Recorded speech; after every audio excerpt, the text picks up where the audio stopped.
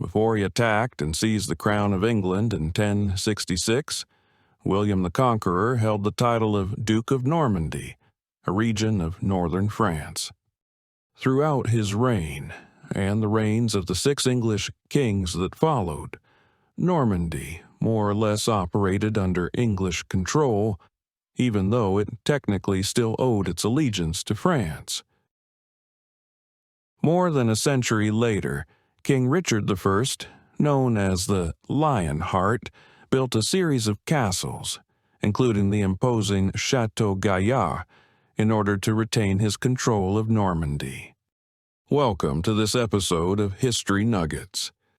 In this episode, we travel to medieval Normandy in the year 1204, just outside the village of Les Andelys, to witness the spectacular construction and unusual fall of King Richard's most prized castle in Up the Garderobe.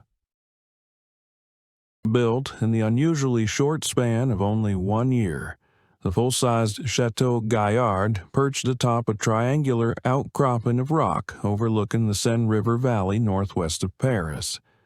Cliffs on 3 sides looking over a river provided the position with a formidable natural defense, limiting entrance to the site to a sloping plateau to the south.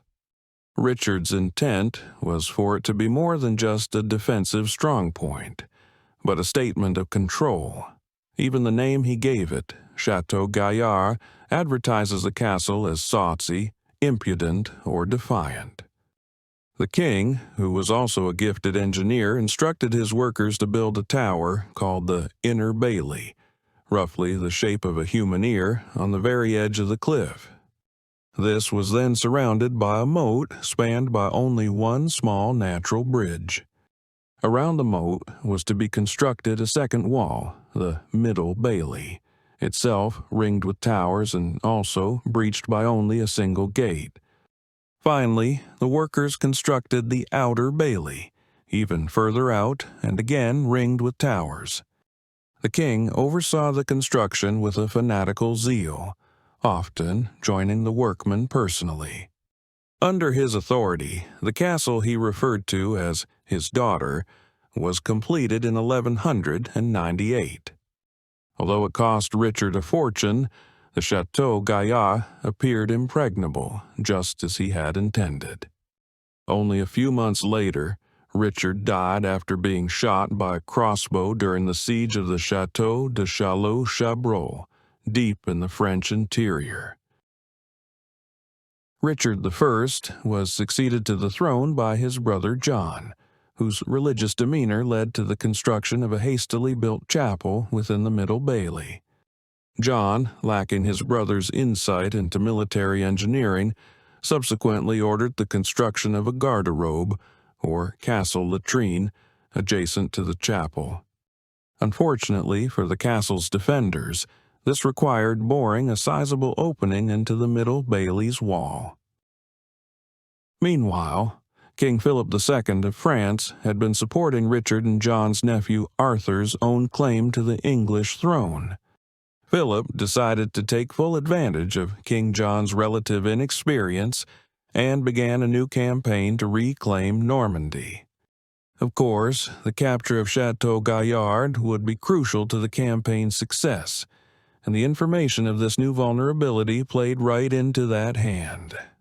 In September of 1203, French forces approached the castle from the only feasible direction, the south, and began laying siege. The soldiers dug trenches and built ramparts for their own protection. For the castle's deep wells and extensive supplies meant the siege would likely be long and arduous.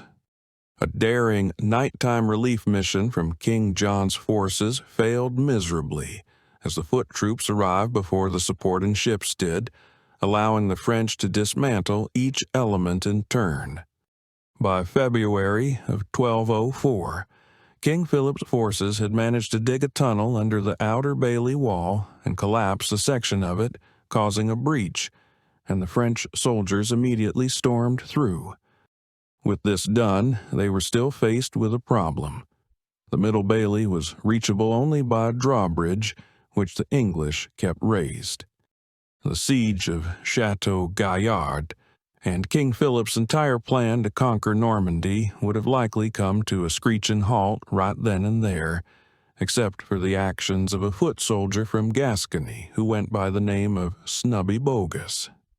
Apparently, Snubby had been creeping around the outside of the Middle Bailey, not far from the steep cliff over the river, when he spotted the opening to the garderobe about 3 or 4 meters, that is, about 10 to 13 feet above the ground. Realizing its implications, he wasted no time in convincing 4 of his companions to lift him up into the convenient hole in the wall. Emerging from the wooden seat of the castle toilet, he climbed through, then dropped a rope so his friends could climb up after him. Now within the Middle Bailey walls, they crept through the door from the garderobe to the adjacent chapel, but then found that it was locked from the outside. Thinking quickly, the 5 men banged on the door with their swords so raucously that the English defenders thought the Middle Bailey gate had been somehow broken through, and the whole French army was upon them. The English defenders fell for the ruse, panicked, and immediately set fire to the Middle Bailey buildings before retreating to safety behind the inner Bailey walls. Snubby's party of soldiers then scampered through the fire, opened the gates, and dropped the drawbridge, allowing the entire French force easy access. The English defense within the inner Bailey was short-lived. It seemed that the natural bridge provided plenty of natural cover for the French engineers, who shortly undermined the inner walls just as they had the outer one. Château Gaillard fell to the French for good on March 8th of 1204, and before long, most of Normandy itself was back in undeniably French hands for the first time in almost 150 years.